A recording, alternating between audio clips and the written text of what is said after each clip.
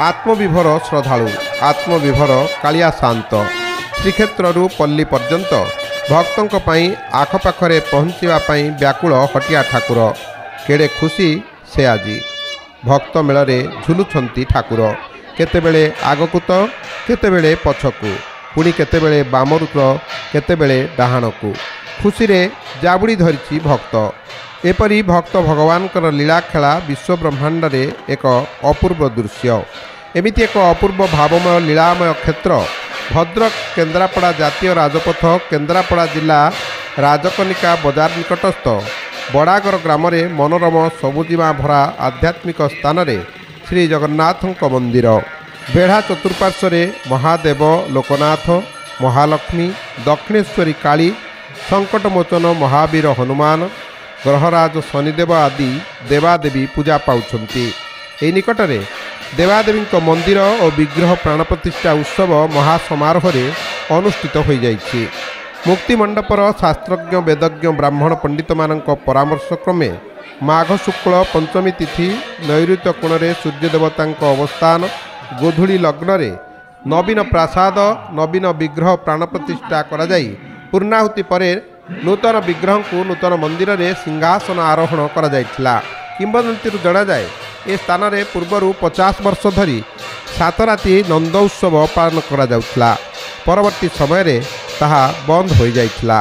मंदिर परिसर रे 3टी प्राचीन वृक्ष क्षेत्र सृष्टिर आद्य रूपे एबे भी संध्यारे आलती लाभ करुछंती।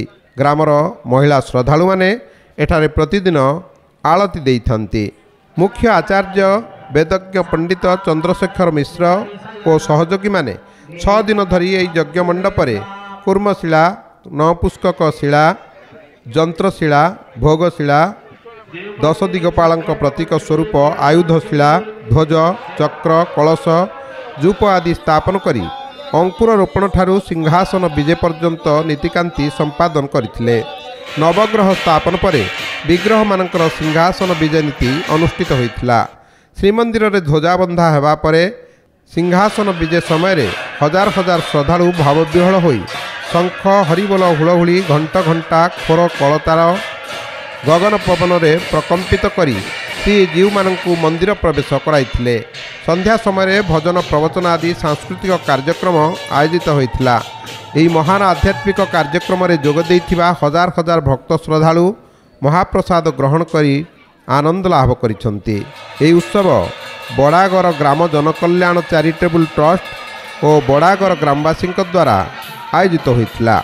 महाप्रभु जगन्नाथ मंदिर जो प्रतिष्ठा है बहुत खुशी लगुच कारण आम बहुत बड़ा सौभाग्य कि आम अंचल महाप्रभुंर एत बड़ा मंदिर प्रतिष्ठा आज है।